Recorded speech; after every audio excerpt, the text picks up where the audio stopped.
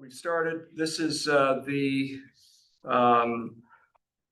March meeting of the special meeting of the Darien RTM Public Works Committee. Let me just grab my agenda.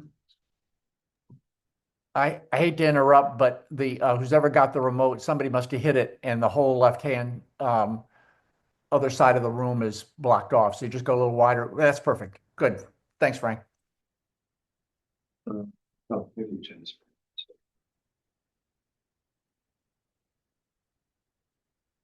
There we go. Anybody need an agenda? Sure. Yes, please. Same bill price. I do. Give it up. Yeah. Here, just have That's a minute.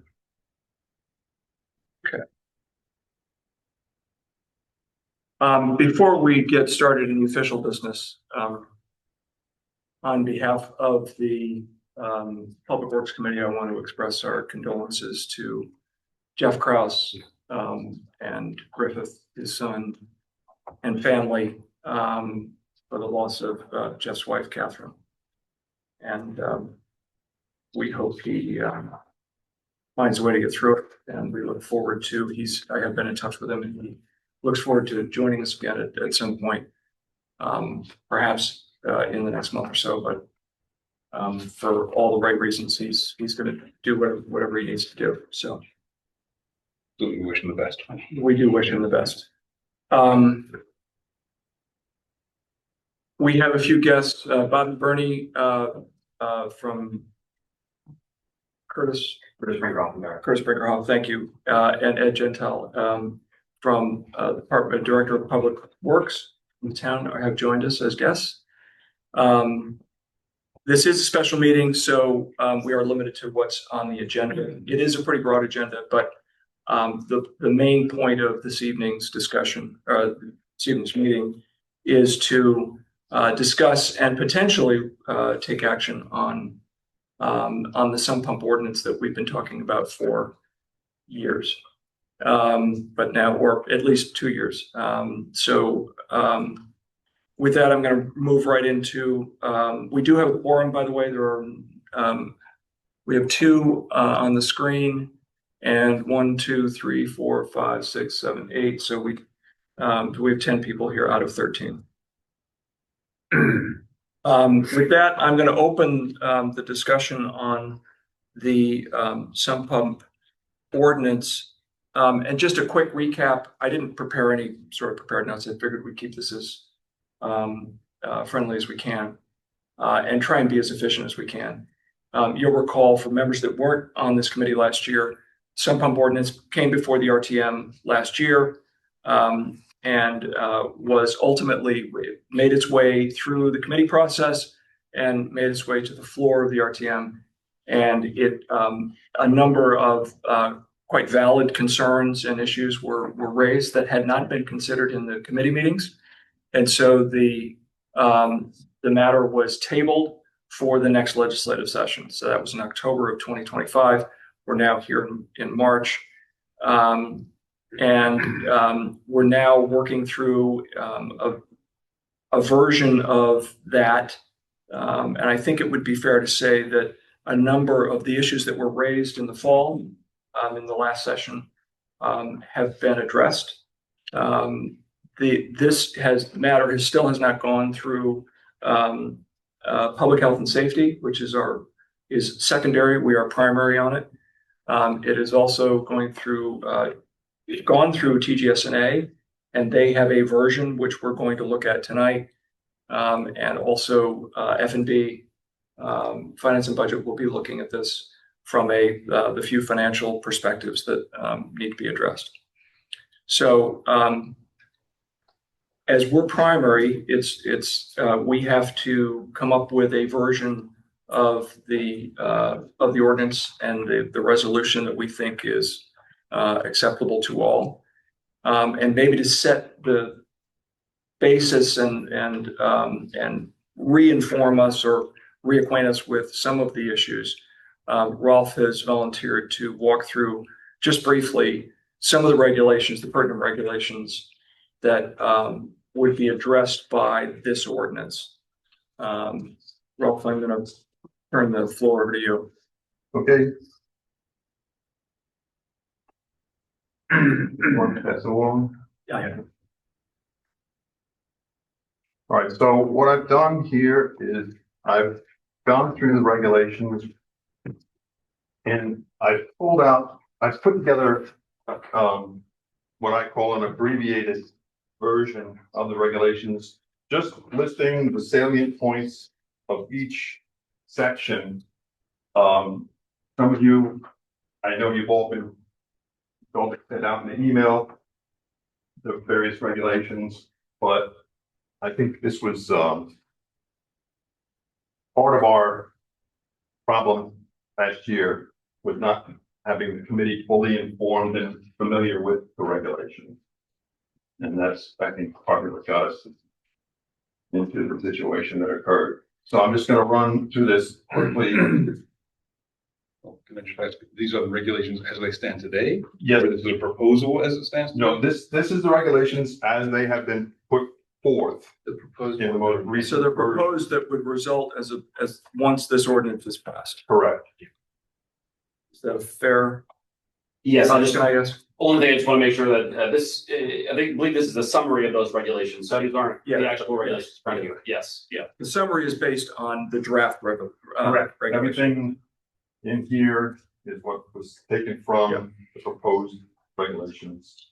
And it's just in an abbreviated version in the interest of reading and time, etc. Appreciate that. The reason I ask is to clarify, I understand that, was it TGSNA? Yeah. Had proposed some other amendments. So I assume that's not reflected here. Well, To the regulations. I think so. I'm not. Okay, so let me back up one step. yeah. So there's an ordinance that we would vote on. That ordinance would then trigger the sewer commission to then enact regulations I see. Sorry. Yes. that they would then work from. And the ordinance that we are going to discuss, and ultimately, if the RTM were to approve it, then the sewer commission would then enact the regulation. Enable these regulations. Would enable these Thank you. regulations. Sorry. But Yeah. my understanding is the draft regulations that were circulated include TGSNA's comments. So Wolf did a summary of what was included in the email. That includes the. So I think I have introduced confusion. So let me try and unwind that. Okay. So I think TGSNA proposed a different version of the ordinance, Of the ordinance. right? Yeah. However, that did not impact these regulations. Oh, I see. So what we as the RTM need to vote on is the ordinance that enables Correct. the sewer commission to pass regulations, which Rolf has summarized. I'm so sorry to distract. Please go ahead. Not at all. No, but it's an important point because I agree. the RTM does not have any jurisdiction or say in the regulations themselves. That's up to the sewer commission. And to just put a finer point on it, the ordinance that we're being asked to consider would enable the sewer commission to use some of the powers of the RTM to enable the regulations that they want to put in force, because they themselves do not have that power either by state statute or and so they would be sort of using the RTM's authority as part of our town charter to develop additional regulations that they would use. Thank you. Does that make sense? It is a little confusing, so it's okay to run through that. Go ahead, Rob. Okay, so section 1013.4, sump pump compliance statement. This is the statement that would be mailed out.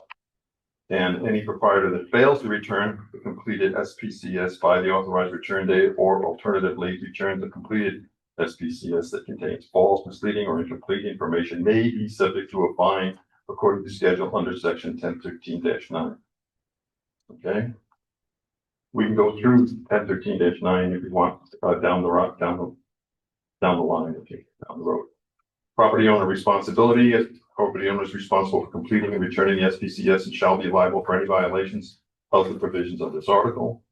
Supplemental information is part of an authorized activity. The superintendent may require supplemental information, reissuance of the SPCS, confirmatory certification, or other verification reasonably necessary to determine compliance with this article. Okay. Change in ownership. Upon the sale or transfer of a property, the superintendent may require the new property owner to complete and return SPCS if no current SPCS is on file for the property, or if the superintendent has a reasonable basis to believe the conditions at the property may have changed, or that recertification is necessary to verify compliance. So I'd like to stop at that point and ask if anybody has any questions or clarifications that you might have with regard to this section 1013(4). My understanding of the change in ownership, anyway, long story short, if a homeowner fills out an SPCS truthfully and accurately and submits it, then subsequently does something to their home that causes a change, there's not really a mechanism to reinforce that until the property is transferred or sold. Is that a correct understanding? I think that's, I believe these updates are going to be sent out annually. So if that's the Oh, I case, thought it was only annual if you hadn't sent it back. I might have misread. yeah, no, Okay. I mean, it's deeper into the reg, but they will be sent out annually. So each year. Okay. I misread the annual part. Yeah. well, I think, Ed I think this talked about this where the building department, if there's a change going on, someone's put in for an application to make something change in their basement, if you will, they want to refinish it in some way. There are other mechanisms. Okay, that building department has been very cooperative with Public Works to be on the lookout for that kind of thing relative to an application to do some work in the house. Okay, That's correct. and so I think that definitely comes back to this last item D, or change of ownership as well. Thank you. Okay. Any other? Okay. No. 1013.5 compliance schedule. General, any property that discharges to the public sewers and is found to be non-compliant under this article shall comply with the following schedule, or be subject to fines according to the schedule under section 1013-9. SPS submittal, any property owner in receipt of SPCS must complete and submit SPCS to the Department of Public Works Sanitary Sewer Department within 90 days. Disconnection, illicit discharge for any property in which a sump pump discharges to the town of Darien sanitary sewer system, and such discharge constitutes an illicit discharge. The property owner shall remove, detach, and disconnect such discharge connection within 30 days after the property owner submits the completed SPCS. Disconnection, authorized discharge. For any property on which a sump pump discharges to the town of Darien sanitary sewer system that constitutes an authorized discharge, the property owner shall remove, detach, and disconnect such discharge connection within 6 months of the date that the property owner returns the completed SPCS. Recertification after disconnection. Within 30 days of disconnection, the property owner shall resubmit a copy of the SPCS to the Department of Public Works Sanitary Sewer Department that certifies the final disconnection of all sump pumps. Special consideration may be granted to property owners that provide adequate information to support the need for additional time if requested. Authorized activities to rectify authorized discharges. As part of an authorized activity to rectify an authorized discharge, the superintendent of sewer services may approve reasonable modified deadline, phased compliance schedule, or corrective action plans for a property upon written request and for good cause shown. Number 5, annual. Let's. You want to stop there? Okay. Is Ed the superintendent of sewer services? Yes, that's you. Thank you. He's right there. I know not. Because he needs another title. Great. He didn't have a, he's the hat. All right, so since we pause, is there any question on any of these items 1, 2, 3, 4, A, B? I'll just throw it out here under section 2. Is 30 days a reasonable amount of time for someone to get a contractor or get somebody in and actually get that work performed? Any experts? Does that make sense? Seems kind of short to me. The way I read that is if the homeowner reaches out to Ed basically and says, hey, I've got this, I need more time. Yeah. Then it becomes an authorized discharge. Ed can say, hey, got it, you need more time. How about I get, blah, blah. And as long as they're making reasonable efforts, it's an authorized discharge. So they have 6 months. It's the people who don't respond that it's basically it's a carrot stick. Yeah. If it's fair. That answers my question. I was like, I can't imagine that there would be an authorized discharge. This is exactly what we're trying to prevent, but that would be the only authorization. Oh, we can almost say authorized and known. Right. I mean, you can't, they're not interchangeable, I know that, but yeah. Fair interpretation? Yes, yes, Okay. fair question. Okay. Annual reissue, sump pump compliance statements may be reissued on an annual basis to any and all properties within the town of Darien when, in the opinion of the superintendent of sewer services, such reissuance may be necessary to ensure continued compliance with the provisions of this article. So that was so we're not sending it to everybody every year. We may. The sewer commission may. They may, but they may, in other words, it feels to me at the sewer commissioner's discretion to be targeted in who gets the annual outreach.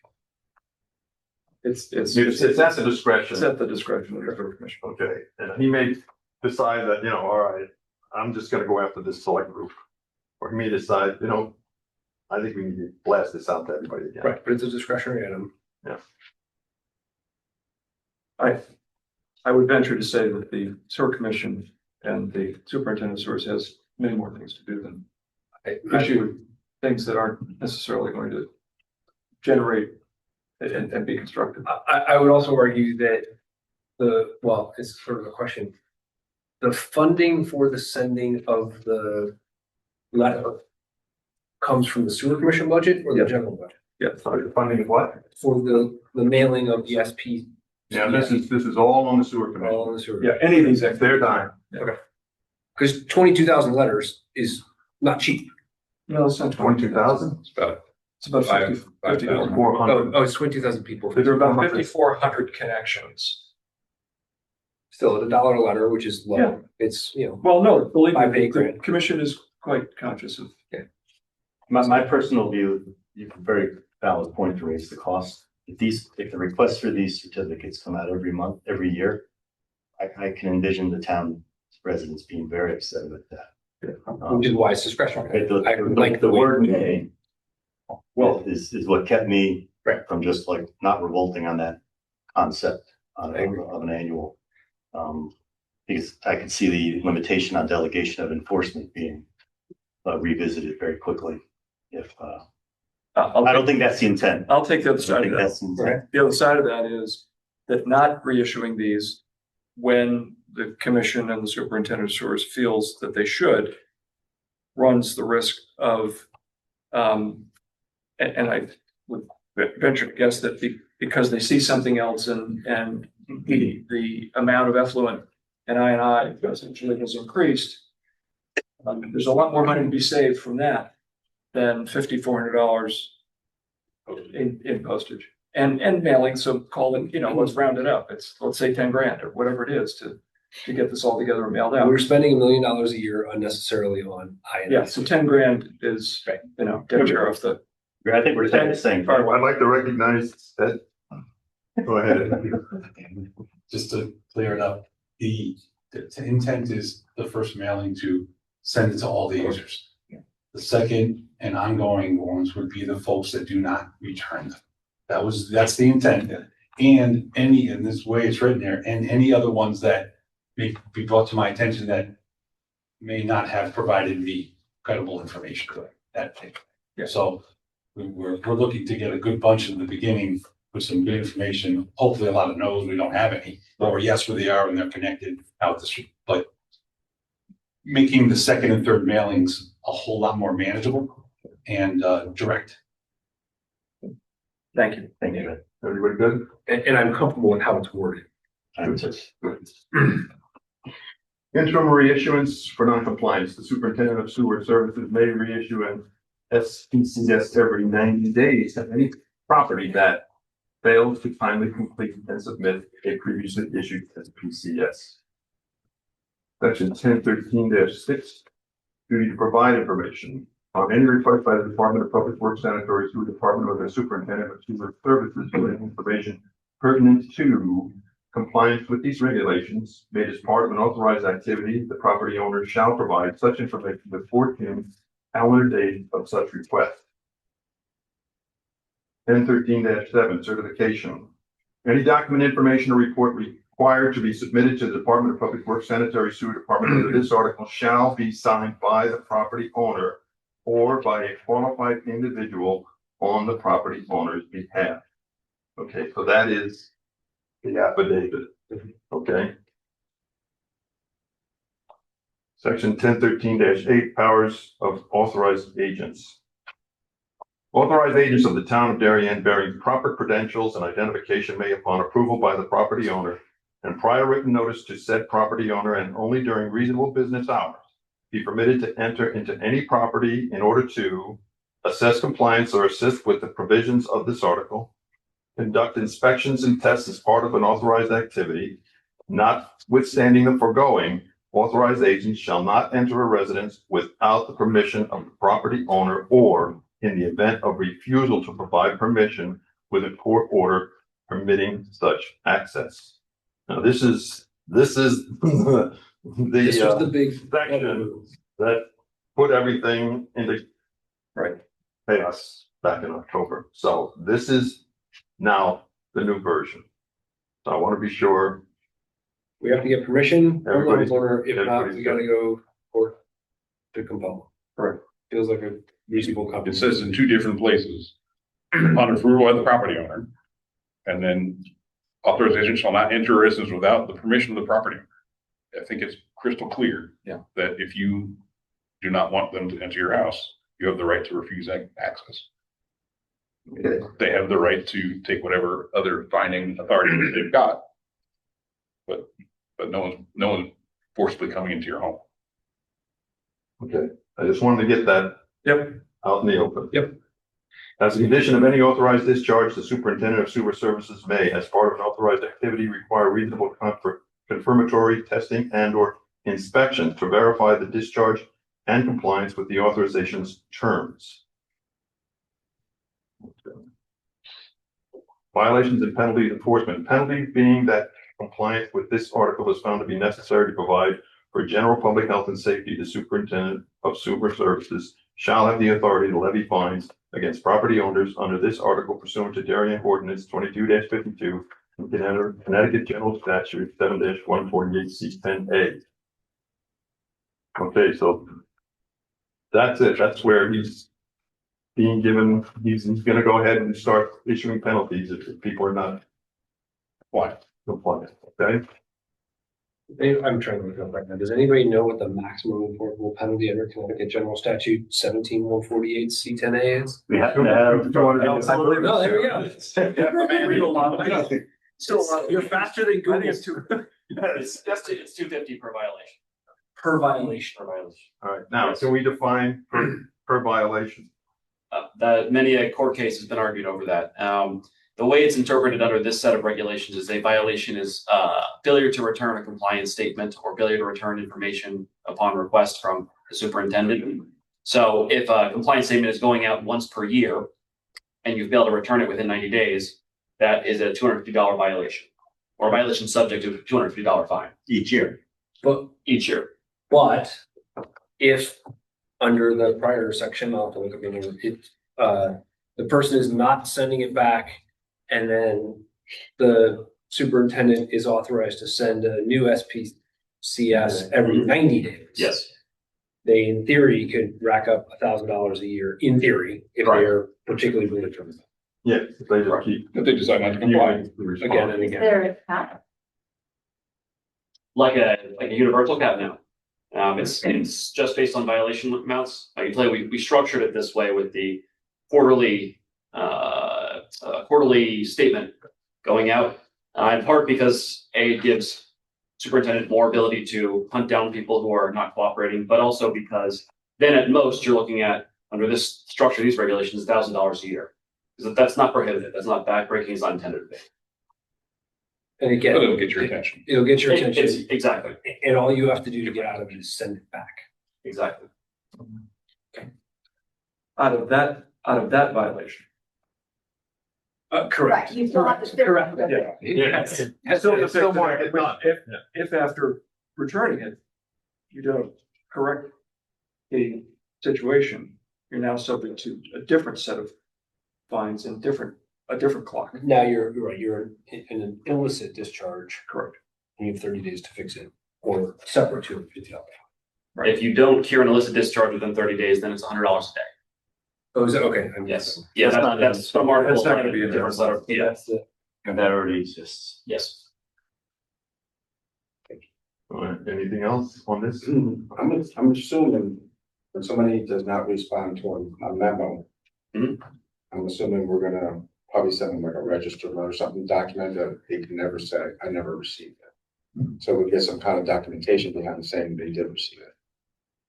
Yes, to a certain level, it's a bit context specific. I think if it's just, these are the first time they've gone out and maybe people aren't familiar with them, and you're sending out another one. But if it's somebody who is just intentionally ignoring you or has already received multiple statements, my advice in that scenario would be to send it out by certified mail. So that way you get a return receipt, a record of the fact that it was actually sent, delivered, and received.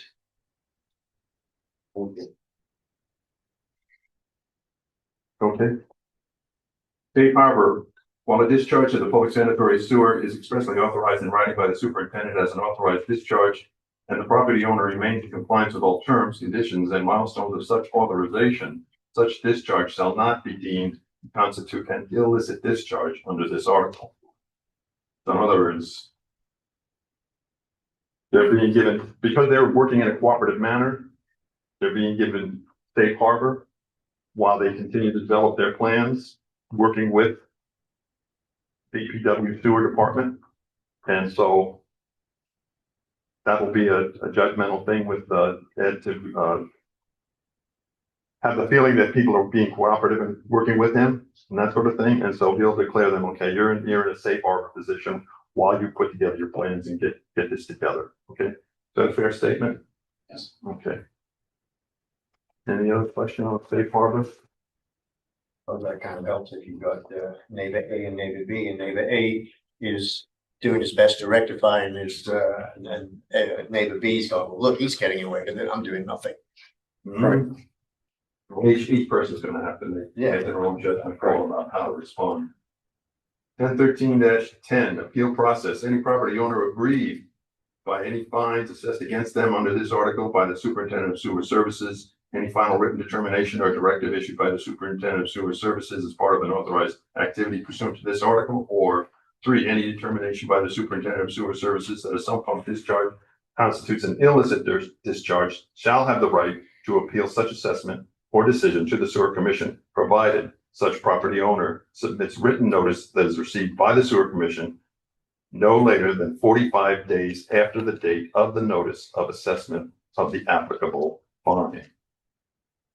Okay, so if you receive notice, you have 45 days to file for an appeal.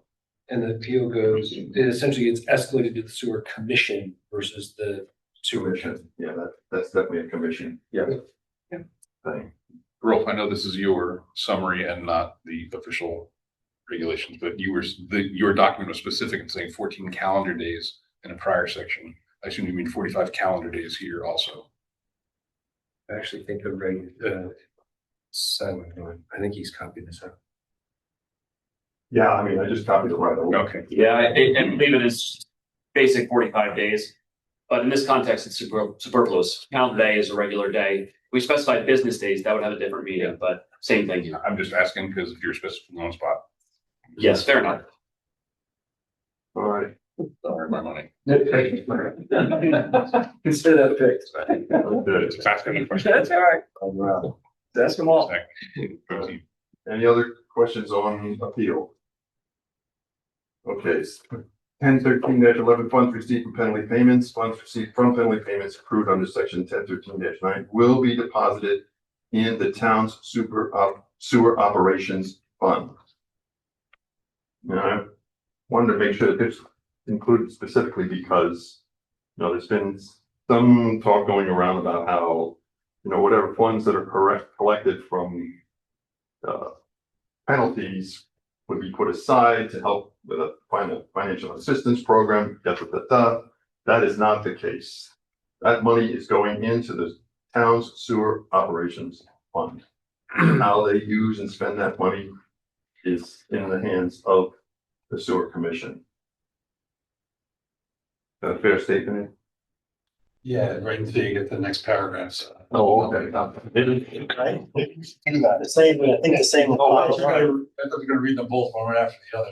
All right, well, let me do that and then we can talk further about it. We're gonna compartmentalize. Financial assistance. Financial assistance may be made available to homeowners that meet certain criteria as established by the commission or their designates on a case-by-case basis. The Department of Public Works Sanitary Sewer Department will have the responsibility to manage and propose financial assistance within the budgetary and financial limits established by the commission.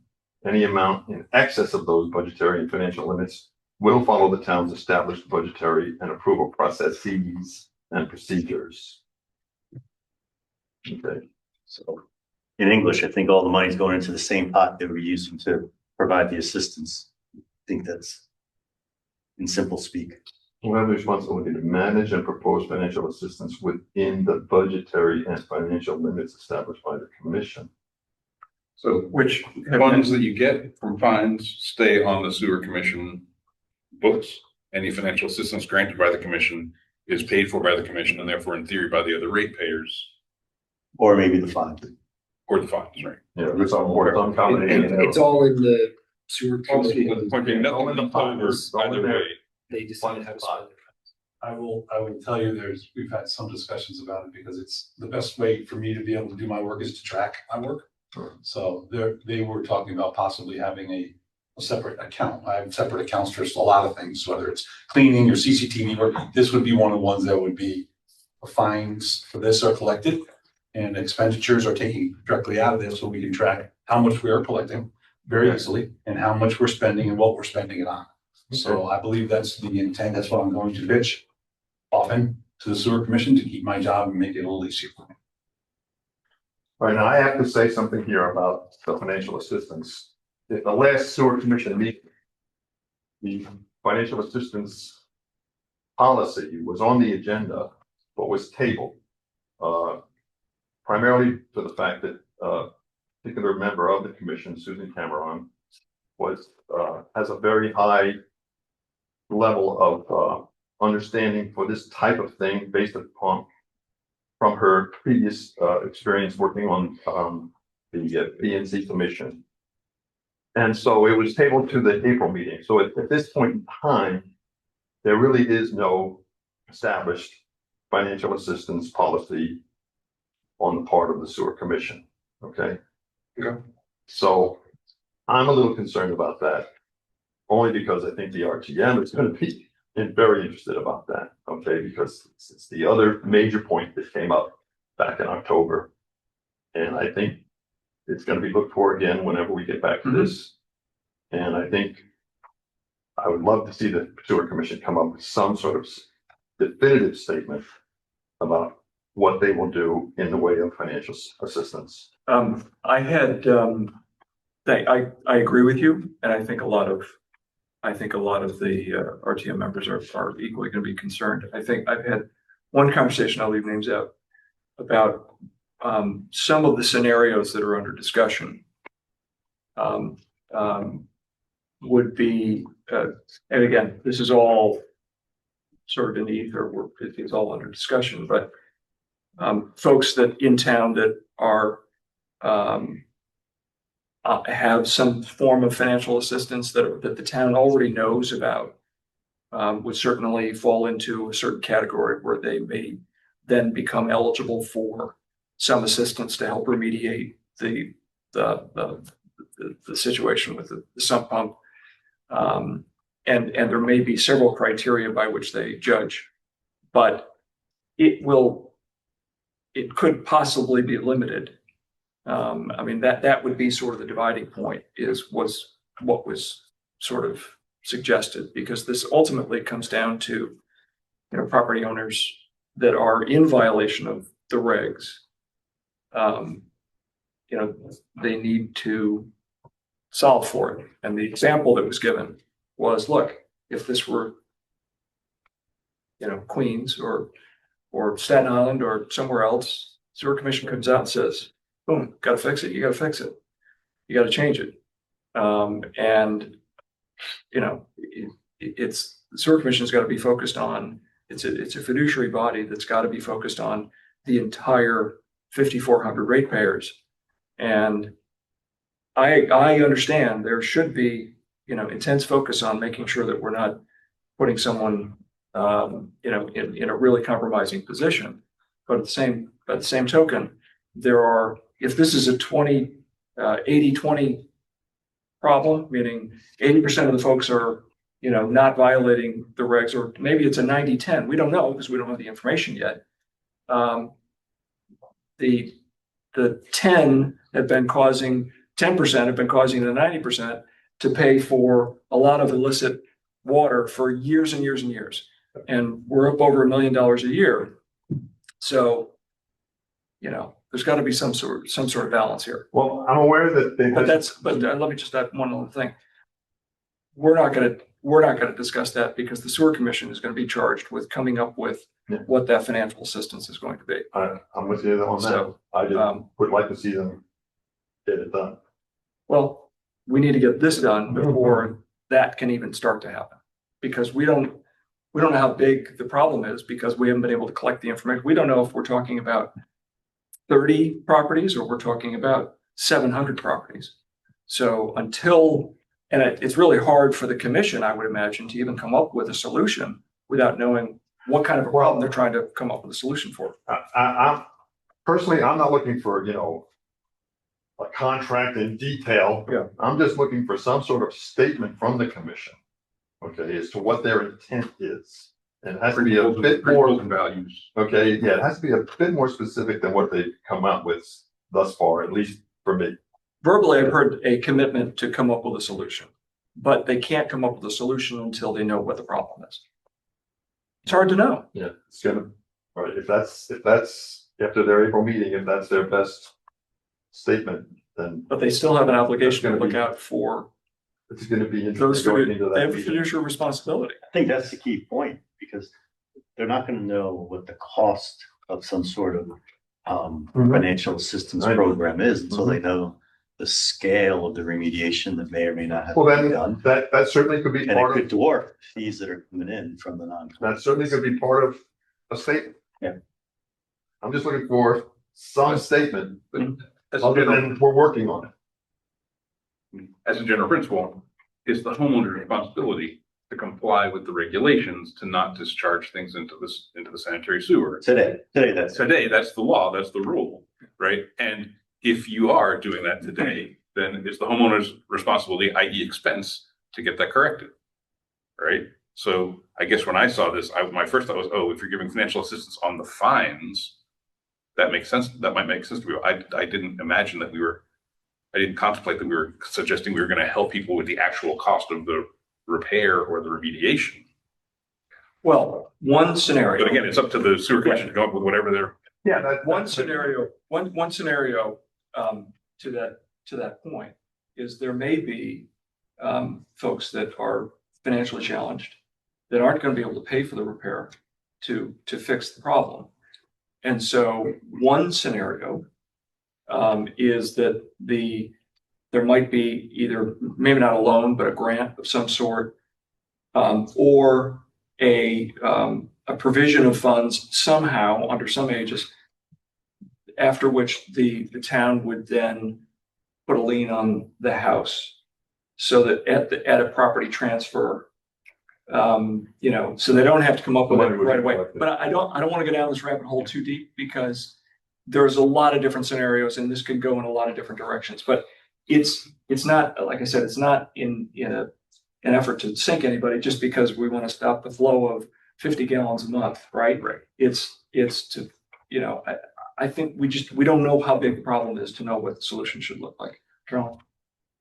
Just two observations.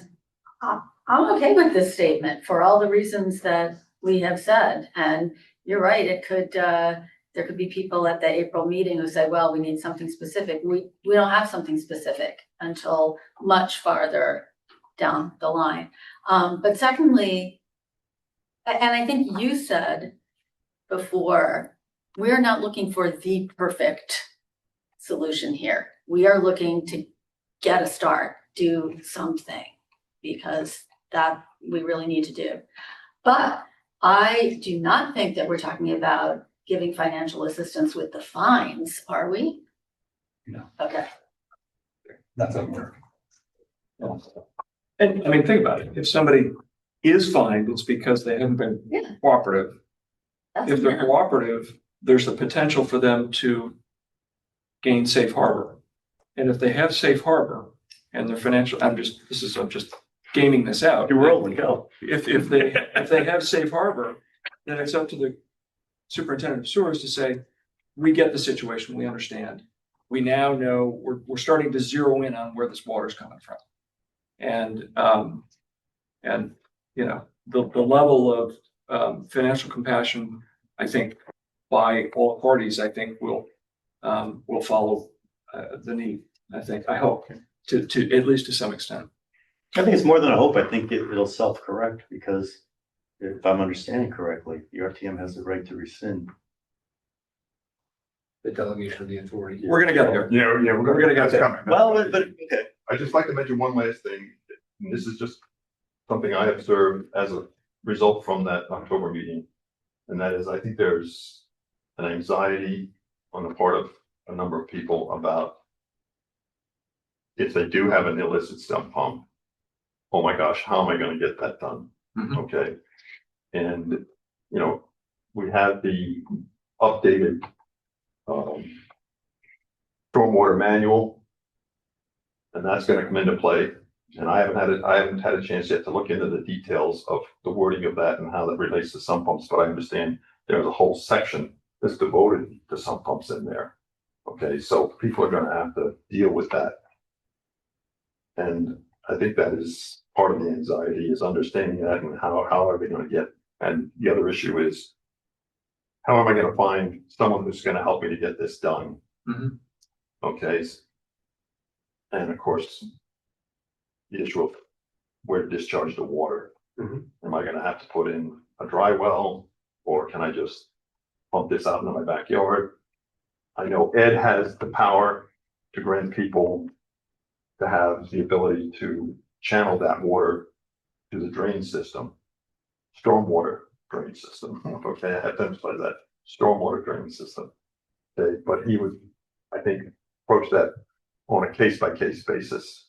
It's not something that he would do for just broad brush. Okay, everybody can start discharging into the stormwater system. Okay, did I say that fairly accurately, Ed? It's close. It's close enough, like hand grenades and whatever. Yeah. I just want to make sure our members online, Sarah and Patrick, if you have any comments, I think the technological setup, we can see you, and you're muted, but if you want to jump in, please do. We don't want to do this at the exclusion. So, okay, great. Sorry, With that, I'm done. thank you, Rolf. I appreciate you going through that. Thank you for summarizing. That was very helpful. So the next step is actually, so these are the regs that are, while we can comment on them, they're really in the hands of the commission about these would result, or pretty close to these would result from the ordinance that we're working on. So you all have the ordinance, and the ordinance version that we're looking at. I have a photocopies here, if you need it. I'll take one. Yep. Is this one of the rules? We think so. Okay, I don't need that. Anybody need one? I do. Yeah, they're great.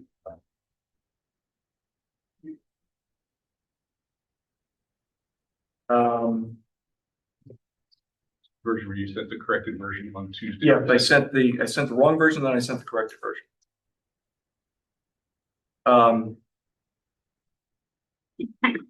So I hate to be a Right, nitpicker, fire but away. in the corrected version, there is actually a typo. Oh, there's that. Partially corrected version. Not wholly In corrected. the Not edited. page, second paragraph under purpose, 2, 3, 4, fifth line down, that's stormwater and groundware with a slash Well, instead of water. no, I think it could be the groundway and or groundwater. So I have this thing up on my computer in my office right now. Does not have that. I've never seen that before. So I don't know how I got it here, but we'll make sure that one goes to the RTM. Yes, yes, yeah, I've never seen It's a that. fat finger typo, like it's like Yeah. the Y and the T are next to each other, like anyway. Yeah, So I was just like, if we're going to vote on it, we should fix the typo before we vote on it. yeah, very fair. Thank The you. rest of it looked fine to me. Well, let's see. I don't know how we want to go through this. The resolution part, you know, I didn't have any issues with. Maybe I'll take the first stab at this. The second page under, I didn't have any issues up until the paragraph limitation on delegated enforcement authority. So before we go through that, are there any other issues prior to that anybody found? Other than the typo? Well, I realize the purpose here talks about, the purpose is about operational integrity of the town's sanitary sewer. But the meta purpose here is that this ordinance now makes a clear and legal delegation of the authority to set fines to the sewer commission, which was not 100% clear before. So the reason for the ordinance is in order to enable the regulations that you just described, including the ability to fine. Yes. That's my understanding. Yes. Okay. Well, I'll even step back one step further, and Bobby, please throw stuff at me if I get this wrong. The sewer commission doesn't have the authority to assess fines. And I believe state law doesn't allow sewer commissions to assess fines. So the sewer commission is was created as a result of Connecticut state law. I think it's cited in here. Unlike water authorities, they do have the authority to assess fines. Blight commissions, which I will mention later, but blight commissions have state authority to assess fines. But sewer commissions and authorities do not have the ability. So what's happening here and what generated this ordinance from the beginning was that the sewer commission would like a town may assess fines. And so through its charter, and the RTM is in charge in Darien, it has that authority to assess fines for various activities. So what the sewer commission is requesting is the ability to use the town's authority to assess fines in the sewer commission's quest to identify where the sump pumps are and where all this illicit water is coming from, the INI is coming from. So the alternative method of assessing a fine might have been, if this doesn't go through, might still be, that the sewer commission would then try and assess a fine and then fight it out in court. Because it doesn't exist and precedent would have to be set. That's one reason to request permission from the RTM to use their finding authority. The other reason would be this could be just a big marketing program to get everybody to understand, just as our first selectman in his town letter last week did a big education program to get everybody up to speed on sewers and the INI and everything else in the history. I actually found that quite interesting. So that's the alternative method, is to get everybody understanding it, use the RTM as one of the methodologies to get the word out, and then also to use their authority and get their permission to use that authority. So that's what generated this ordinance, or the need for this ordinance. Does that make sense? Thank you. Yeah, okay. So now that jumps, since if unless anybody has any other question, that the limitation on that authority is what was added by TGSNA. Right.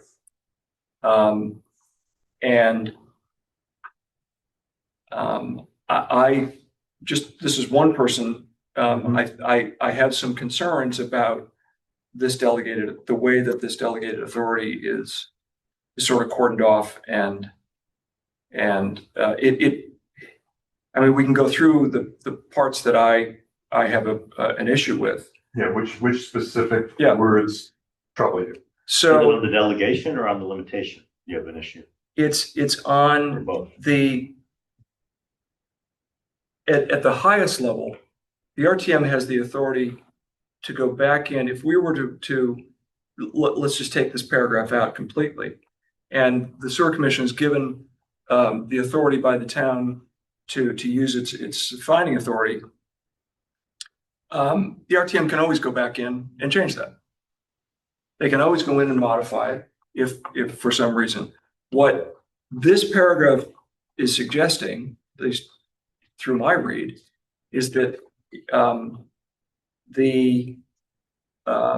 if the RTM believes it requires the sewer commission to notify the town or the RTM, for some reason the rules committee rather than the public works committee, that's another issue, but the rules committee, if they want to change anything related to this ordinance. So it puts an obligation on the part of the sewer commission to really work at to make any changes. This is all evolving. And my concern is that we're not giving the sewer commission enough credit to do the job that they are, legally allowed to and entitled to do. So that's my first concern. It's the ordinance doesn't take their finding authority, and the RTM doesn't relinquish its authority, that it needs to go and at some point take it back. They're just sharing it. So I just found this whole thing to be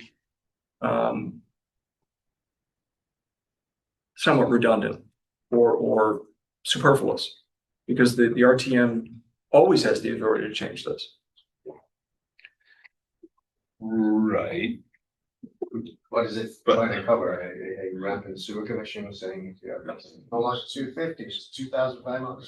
Right. So I think, Well, now that's going to be limited by state law. Right, yeah. Exactly. Are we afraid that the sewer commission is going to vote? No, but on the black hats and be run way down it's. Well, the sewer commission's been around for decades and decades, Exactly. and there's nothing to suggest in their past that they are going to go in. I'm agreeing with you, I think it's not necessary. Yeah. So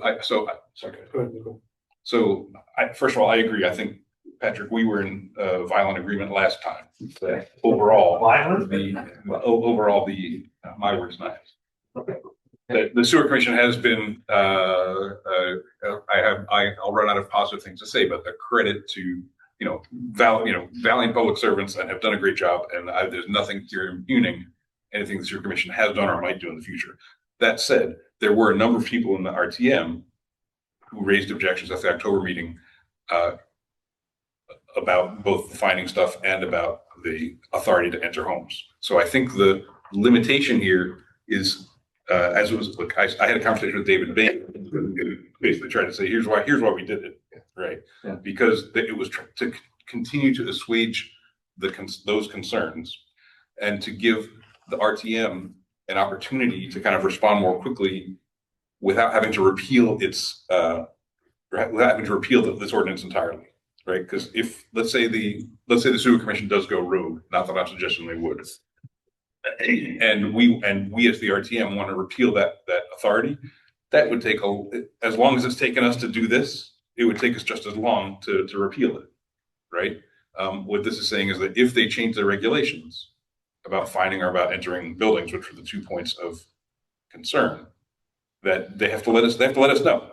This doesn't prevent them from imposing any regulations they think are appropriate, but they need to let us know before it goes into effect.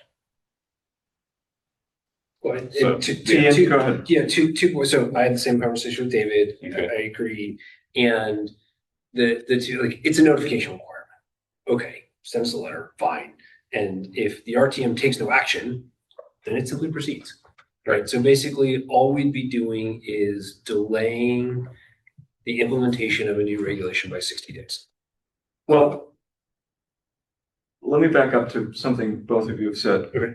The suggestion that that the sewer commission is going to be entering homes, it's not part of the regs. completely agree. So why do we need to put it into an ordinance? To me, I find that very confusing, that there's no permission granted in the regs for, or even state law that allows someone to enter a home without permission. So then to say in here that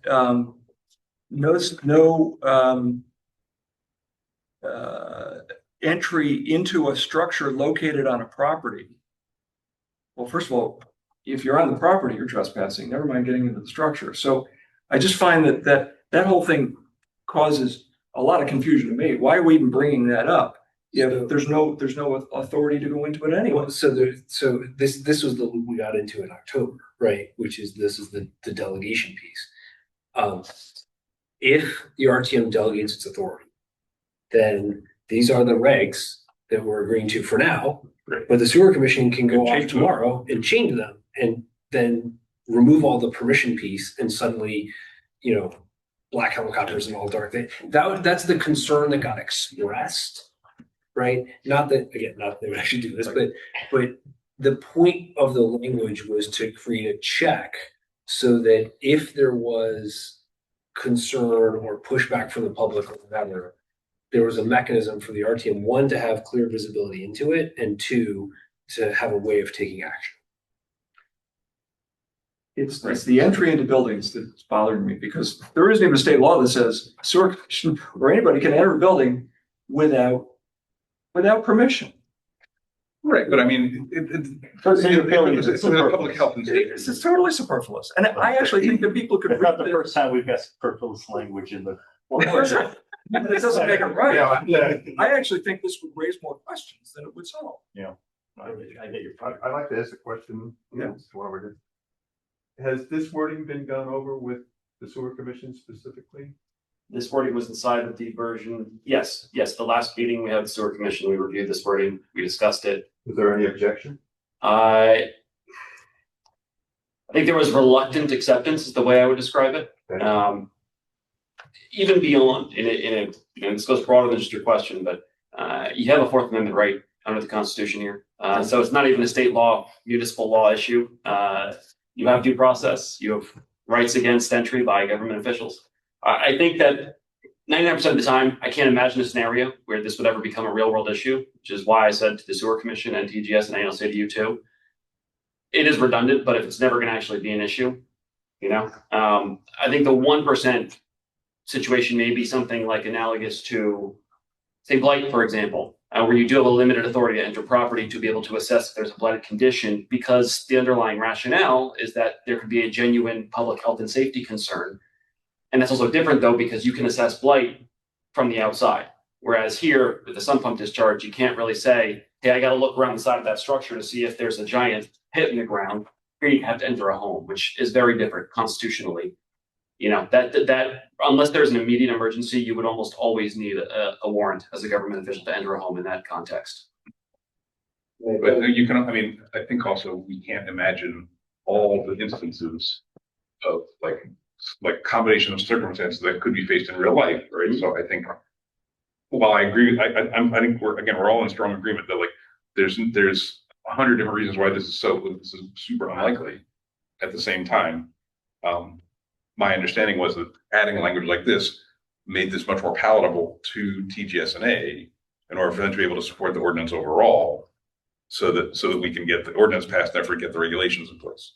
So if the price of getting that ordinance done is adding some theoretically redundant language, I think it's a small price to pay. If I could add to, Rolf, you asked the questions, the sewer authorities, sewer commission object to it. They voted on it already, did they not? This is already Yes. approved. Okay. So if someone, there may have been it's called a minority position, but Okay. the vote's the vote. Well, the vote, if I may, the vote, my read of the vote and the discussion was, it was sort of a Hobson's choice. In that, if they didn't agree to it, it was going to delay things beyond, because there is a bit of a timeline here. They're trying to get the affidavits out as quickly as possible before the wet season, so that. Mm-hmm. We've heard that before from various other projects too. I get the channel dredged before the beach season. You gotta get the sand spread before the beach season. I mean, Yeah. we all have to make those decisions Yeah. over and over and over in life. I don't know, to me, it seemed more the focus of this ordinance, or this portion, was more on the 10% potential violators or 20% potential violators than it was promoting the fiduciary responsibility of the commission to find the information to protect the non-violators. And it just didn't strike me as, it seemed sort of out of balance to me. And I thought that the notice requirement, to me, it seemed like it's the RTM would be sort of micromanaging the sewer commission. And there have been opportunities, and the blight, Bobby brought up the blight commission or the blight regulations. They have finding authority, but in that ordinance, there's no opportunity or requirement on the part of the town to come back to the RTM to report and ask for changes if they want to make changes in the regs. So they are also borrowing the town's authority to fine. I mean, I think Well, one distinction I would make here is that the Blight Commission is made up of RTM members, and we're there. So the important distinction would be that the Sewer Commission has its own regulations. They are allowed to do that under state law, adopt their own rules and regs. RTM can't say you can't have that in your regulations. RTM has no authority to do that. By contrast, the Blight Commission derives all of its power in Darien from the Blight Ordinance. So if the Blight Commission wanted to make any changes to their finding authority, they would inherently have to go back to the full RTM to change the ordinance. So that's why there is a little bit of a difference there. thank you for correcting. My reading on this, the limitation of the delegation is, again, if this is what it takes to get it over the finish line and get the general RTM, I was good enough on it. Because there's what I experienced in October is there is a genuine anxiety because it's unknown. So if this is what gets people over the hump, and we can always come back and remove that paragraph later or something, but like, if this is what it takes to get everybody comfortable so we can get down the path of getting the I&I out, I thought it was good enough. And just as a general principle, by adding a limitation, we are delegating less authority, which I think we should be comfortable with, right? The less we're giving away, the more, the less controversial I think that should be. Well, that's okay. It's another way of saying, well, I would look at that and saying, and I'm not here as a sewer commission groupie, but I'm just looking what it is. I mean, I like If anyone can sewer commission group, it's me. I understand. I like all the members of the sewer commission and the superintendent and everything. I really do. They're all very good people. But it does sort of leisure. He's gonna try and put a limit on sewer folks, but it does imply that there's nothing wrong with check and balance, but it does sort of imply that, we're not sure we understand, we're not sure we're comfortable with what you're doing. And that's the way I read it. And that could easily leak over into other boards and commissions as well, where the RTM has some authority. So I'm just, That's my concern. All right, I have to ask this question. Are we planning on voting on this tonight? It's up to you guys. We have a quorum, we can do I whatever would, we need to do. given the opportunity, I would move it. Because everyone else voted on it. So before we take that, Hypothetically. this got pulled off of the full RTM agenda. Yes, because we had not yet considered it, Okay. and the Rules Committee was this past Monday. We had to delay our meeting. Okay, so it's On the not like, 5th. okay, But at the same time, PHNS had not considered it yet. They were due to do that this week, but that was after the rules meeting. I got worried that what gonna happen was a whole new round of changes was gonna happen. So. So TGSNA is done, correct? Well, this is the version that they've put in. Just did it. Sorry? The outstanding committees is Public Works, as I understand it, Who's primary? Public Health and Safety, because I don't think Yes. they voted on that. You know, I just said that. They- Okay. they- And I don't know they- where finance and budget it fits into this thing, whether they're I think On it. because there are some financial on it or not. considerations. No, that Jack is- I had some contact with Jacob Davis, and I asked him, how are you gonna chime in to this per se as F&B, or, excuse me, or Yeah, F&B. yeah, all right. And he said his focus is on the fact that he felt there was some confusion again, back to the October meeting, on the part of people in the RTM to not clearly understand the fact that what's going on here from a financial perspective is strictly the sewer commission, which has no association or impact at all on property taxes and the town budget. Yeah, they always want to remind the Okay, RTM of that. so, and I said, okay, and that's it, Jack, that's your thing in this regard? He says, yeah, that's it. Okay, That came up with the Board of Finance on Tuesday. The reminder to one or more of the Board of Finance reps. That it's a separate standalone. yeah, so he wants to he just wants to drive that at home, drive that clearly in the meeting that these are two totally separate things.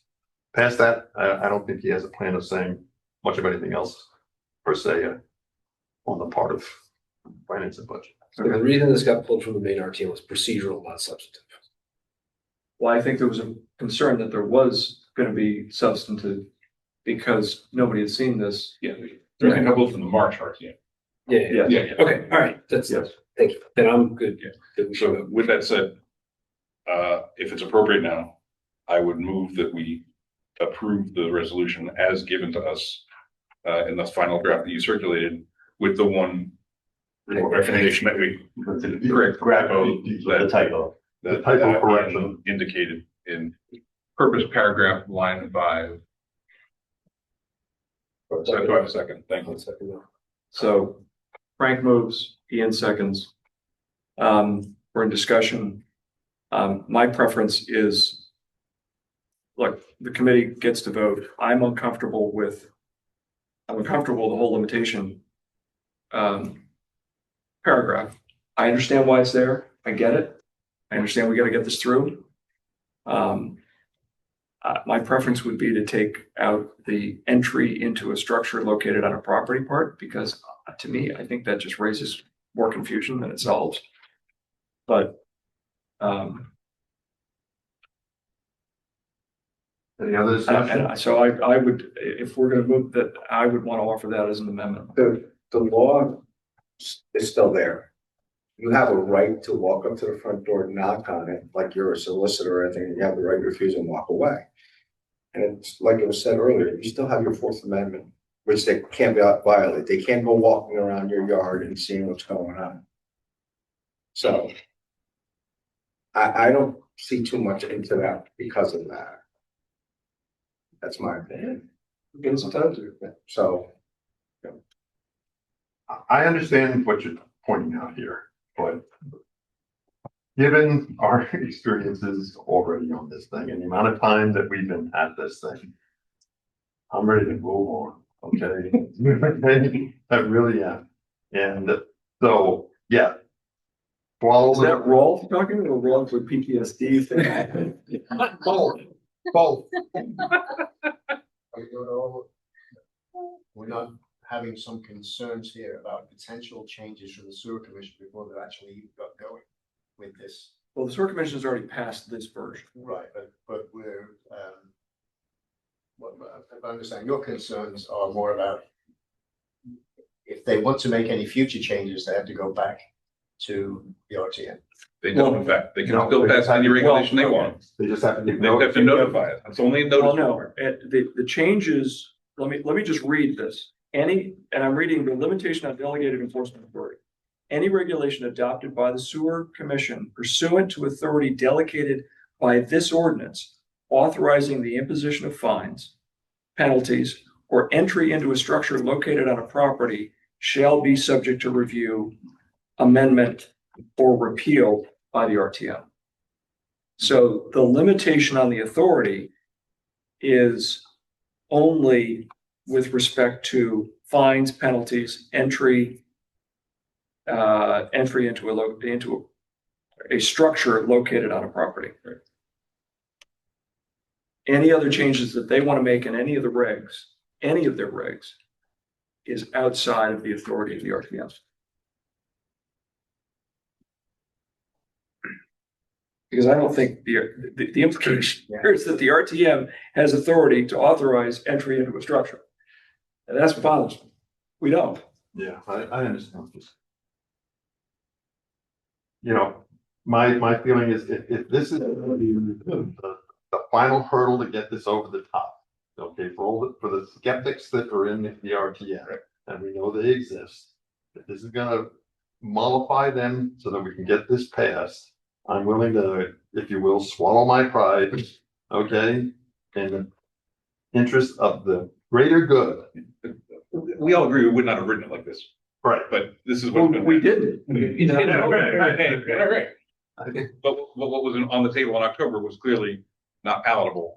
No, this is improved. I get that. But I think it might have gone one step too far. That's my opinion. Any Okay. other Other discussion? questions? Is Sarah or Patrick? Do you have any questions, input? Do you want to? Yeah, either one of you want to chime in on this? We've been listening the whole time. Okay, thank you, Patrick. It's not a test. All right, so are we So ready to vote? anybody else want to chime in? Okay, so we're ready to vote? Okay, all in favor of this ordinance as written with the correction of a spelling error? All in favor? Aye. Sarah and Who's keeping Patrick. the We vote? got Sarah and Patrick. You've got it. Have you got the attendance sheet? Here you go. This sheet. It's on there. It's unanimous, everybody's here. No, it's not unanimous. No. Oh, sorry. I just sorry. Okay. It's usually. Everybody except me. Everybody except you. Everybody in attendance except. Right, And right. did you get Patrick Parr and Sarah? Can you mark them as in? Yeah. And Patrick's voting in favor and Sarah Also in favor. in favor. I'm the lone wolf. And are you voting no or are you voting abstain? I'm voting no. Okay, thank you. For the record. For the record. Okay, motion carried. Of course. Ed, thank you very much. Thank you. I mean, thank you very much. We're gonna talk about budget, Ed, if you want to stick around. Run Ed. Watch him run away. Thank you very much. There's some good basketball tonight. Don't say anything. I haven't watched. Don't say anything. Oh, the ones I watched. No, I haven't even watched today. I'm taping everything. Okay. Thank you everyone for indulging us on that. Moving on. And we can do an abbreviated version of this if it's up to you guys. Topic areas. Mark? You might. So I wasn't necessarily gonna do for the budget presentation tonight. But I did do some prep, so give me a moment to get that screen up. I'll hit the highlights of where the budget process stands, if I can find it.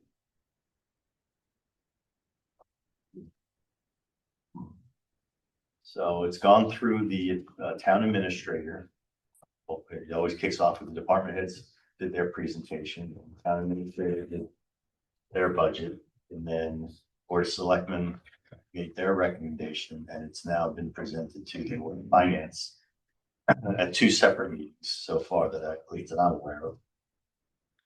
Also gonna keep me honest. Now, one of those meetings, they went over Public Works, Yes, on the 10th. so it's moving for It's sure. moving. Yeah. So high level on the 3rd, Board of Selectmen budget submitted was an overall increase of 5.5% for their whole budget.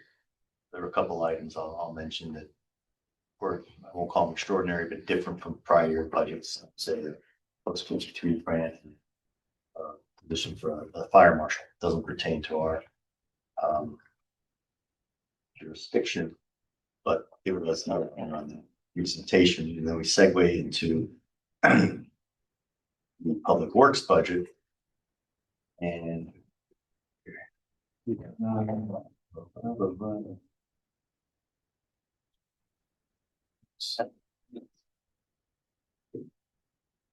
oh, in that overall Board of Selectmen budget, they did talk a little bit about sidewalks.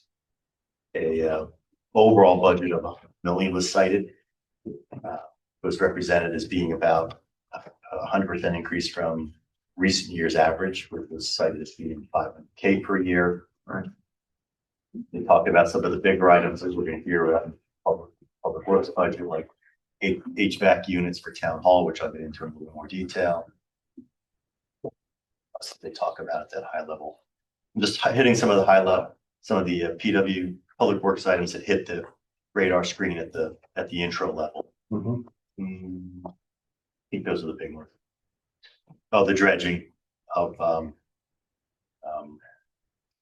That's like dredging the channel. Boat club. Yeah. At Fair Tree Point. Yeah. I always refer to it as the boat ramp. The boat ramp, yeah. But some people refer to it as the boat club. All right, so now let's get to the public works.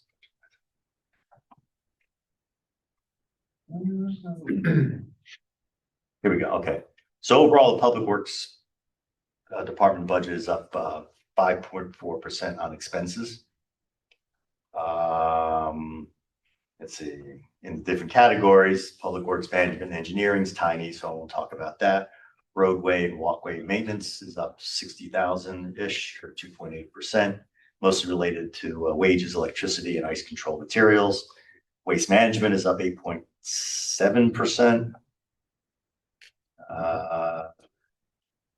Mostly related to larger volumes being processed.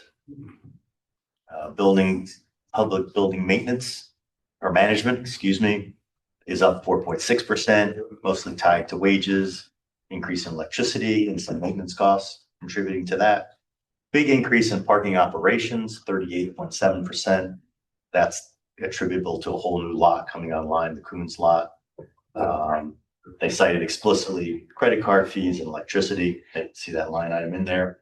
I'm guessing the credit card fees are, there's more revenues, but there's more fees, and the fees show up on the expense side. I think is what's going on there. So not too troubled by that. And then swinging over to the revenue side, a big increase in waste management, up 24.9%. That correlates with the higher volume we saw on the expense side.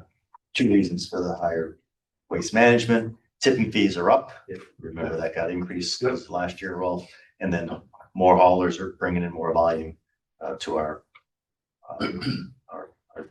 recycle station. Parking operations maintenance. Why is that up? Well, that's also up on the revenue side, the same lot. There was some chitter chatter about these projections assume that the Coons lot stays at $10 a day and also assumes all the other lots don't change. Just anecdotal. I'll touch briefly on the capital budget. I couldn't actually get a copy. I'm going to request it, so I had to listen closely. Okay, capital items have totaled about $5.5 million. They're prioritized 1, 2, and 3 priorities. I didn't get a copy yet to know which ones are 1 and 3s, but I listened. Sidewalks are on there, broken into the typical 2 rows we see. That $1 million I cited earlier is $250 allocated to new sidewalks. It was described that that's the allocation for this year, for if and when the PIAC 2, as they refer to it, gets up and running.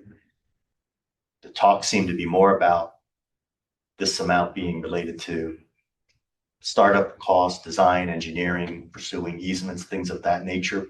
Probably not all that much. They didn't say that. That's what I inferred from the fact they were talking about these other items. By the time that process gets up and running, how much could be built as far as the recommendations coming out of that committee, which I don't even know has been formed yet. Or No, I don't think it has been. It's in process. $750,000 is for refurbishment of existing sidewalks. There was some talk about Ed expects to spend down almost all of the backlog in funding from prior years, maybe plus or minus $90,000. That was a question that the Board of Selectmen had. So that's what you're hearing, or that's what's in the plan for forecast. Excuse me, in the forecast or budget for sidewalks for next year. Paving's in there, tree replacement. These are all normal things. $2 million is a placeholder for that channel dredging. The key item there to know about is that estimate assumes the sediment is clean and can be dumped in the sound. Preliminary, or the original borings, I guess they're called, have been tested and they are clean. That doesn't mean that you're guaranteed that it'll be clean. Each load that gets pulled out gets tested, but that estimate is a placeholder, assuming it's clean. Some other budget items, I'll try to wrap this up here quickly, but some of the other items that you can see, at least are in the budget right now. The bridge between, I'm pointing like I know where I'm pointing, right out here, to the gym needs to be replaced. That's $100,000. The Camp Avenue Bridge needs some work, $129,000. 2 HVAC upgrades here at Town Hall. They talked about east and west or north and south. Both need to be redone. $320,000. They also mentioned a HVAC and water heater replacement for Mather Center of $125,000. I got that as a priority 3 versus the ones for here were a priority 2. Dump truck, but the dump truck is part of the regular replacement cycle. It's $275,000. I reiterated what we already know. Trucks tend to be replaced every 10, 12, 15 years. Odd item that's showing up in the Public Works budget is refurbishment or renovation of the fire marshal office. While the fire marshal is on the emergency services budget, the reno of his office, her office, or their office, which is here, is a line item in the capital budget for Public Works. And there's also another section of carpet being replaced somewhere here in Town Hall. I have to look at the notes to see exactly where that is. So high level, that's what we're talking about. We're looking at about a 5% increase on the budget. Well, you want to go back to in the public works budget. It's a 5 point, yes. Let me find it. That was less than that. 5.4 on the expense side. So overall, actually, I don't have that net number. Yeah, I don't have the net number. 5.4 is the increase on the expenses and the revenues are up 33. So you have to go look and see. What that's out to. No worse than 5. So from a process standpoint, so more to come, but that's as recent as 2 days ago. okay. But so is it our next meeting that we'll go through I would expect. detailed? So in April. Yeah, I would expect the Board of Finance will have met. Maybe approved, and then would they approve by then? I know that they have, it's like the middle of April. Yep. Okay. I would think our next meeting, Okay. probably not much changes here, but we have a little more detail. Okay. The other- What I would like to do is at least be able to circulate to everybody a copy of at least the Public Works budget so that we can go through it line by line. Okay, it is online. Oh, It's right, if you scroll down the first page down the bottom, there is a budget there. Okay. It doesn't have all the detail that I want to go over here. Yeah. When I get it, I'll distribute it. that's great. But Thanks. the high level budget, line items by department Yeah, okay. are on the website. If I may just bring up one thing about the budget, there was a fairly lengthy discussion by the Board of Selectmen relative to our police building. Yes, didn't affect our budget, but there was a lengthy conversation, a troubling conversation. Yeah, I mean, it's getting to the point where like, they're thinking of, you know, like, this is just so bad. So I think Structurally with the police building. no, not structurally, but the internals, Systems. HVAC. Which is why they had to hire Yeah, under They hired a whole new head. a whole new head of the bill just to run Right. the building that reports to Ed, but it's not under our budget. It's Right. under the police budget, right? Correct. Yeah. But is that building now, I mean, that's a relatively new building. I haven't got there. well, I don't think. No, it's I don't renovated. think it's not Watching, there now, yeah. but I think it's gonna cost some significant monies to get that building normalized. It's just going on and on and on. I just want to move on, given the time. Yeah, Under road, sidewalks and parking.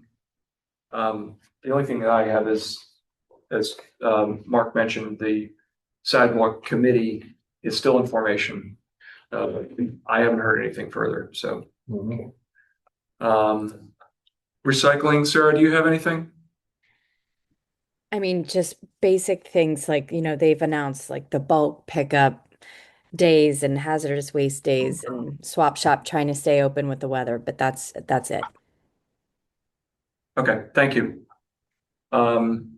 Sewer commission, Frank, let's go back and talk about sewers. We haven't done that enough tonight. Well, if you won't, I will. Then please, Okay. the floor is yours. So, and I will be brief. I was not prepared for tonight to bring this up, but there is an appropriation that has been circulated. I don't know if I sent it out to everybody. Yep. I did. All right, I just can't remember. Or maybe I sent it to you and Frank. Oh, And I didn't send it. There's an appropriation that the a bond. that the RTM needs to approve a bonding that's going to be, or an appropriation that's going to be included in the next bonding cycle. So we will discuss that in our April meeting because it is going to be on the agenda for the April meeting. Why is it coming up off cycle? It's part of the bonding.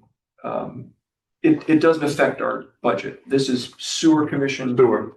It's Oh, always it's a sewer commission, so it wasn't the budget cycle. So it's the other thing that sewer commission does rely on the town for is that they sort of loop in their bonding into our The overall. into our bond. And they're getting this close to issuing some bonds. Might have been a bird. Okay, we don't have anybody assigned to sustainability, environmental, and coastal waters. So we're looking for someone to pick that up, please.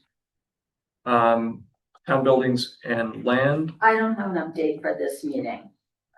Okay. I don't know. Patrick, if you don't, Yeah, nothing to add here. Sorry. okay, all right. Drainage flooding projects, Ralph and Ian. Well, the thing that's still, I think, getting close, but is still not ready to go, and I would love to have spoken to Ed, but I certainly understand him leaving what he did, is the Coach Lamp Salt Box Drainage Project. And they've been busy still putting together all the details of the engineering and how that's all going to be constructed. But they've yet to, I think, finalize that and come out and ask, put out for bidding and come back and ask for funding. So I'm gonna have to get in touch with Ed to find out, where is he with that whole project? Because that should be coming, I think, sometime this year. Okay. Ian, you have I any? have nothing more to add. Dams, bridges, infrastructure projects, and including Great Island. And I don't, yeah, I mean, unfortunately, I don't have any. We talked about Great Island once last time, we did. so nothing new is Okay. come to fruition. And the town plan conservation and development. We don't have anybody signed for that. I know that they are in the final throes of getting that approved. I believe the RTM will have to chime in on that and approve it. I believe that'll be coming through PZ&H, not through this committee, but it does. We do need someone to look at it because there's a big portion of it that is related to infrastructure and other areas of that fall within these focus areas. So maybe it's an action item. I and or Jeff, I don't know when they're planning to bring this in front of the RTM. My guess it'd be no later than June because we're off July and August. For planning conservation? Yeah. Or do you think it might come? I don't know, just realized it hasn't even come before, yet. I would hate for it to come out in April, or not in May. I don't think it's gonna be that fast. I think last time they voted on it in July. Don't we have a deadline of technically the fiscal year end, like June We 30th? do, which is June 30th. All right, that should get signed or anything. Yeah. I'll backtrack in the P and Z meetings. So we've had meetings with the consultant who's putting this thing together. Or maybe somebody could just check with, I can reach out to Amy Zavatakis. Yes, you might. Because I think we ought to be able to chime in on that and make sure that our comments are. Do they also have to have a public hearing on that, Yeah, they do. on the final version? Well, they've also had, ongoing public input for almost a year now. So that's all that's on the. We have one other thing to do. So that's it for the topic areas. We have minutes from the. I have copies of minutes if anybody needs to review them from our February 12th meeting. I went through them, didn't see anything. Caroline, thank you for being so efficient in writing those up. Are there any, I'll take a motion to accept the minutes as written. Ian moves, we have second. Richard seconds. Any comments, edits, deletions, additions? Hearing none, all in favor? That's unanimous. No, I'm gonna abstain. I think I missed that one. You can still vote. Yeah, then, so. All right. So you got that, Caroline? That all but But where's that sheet? I got it. I'll take care of it. Beyond that, I'll take a motion to adjourn. So moved. Second. All in favor? Great. Thank you, everyone. Thank you. Thank you. Thank you, guys.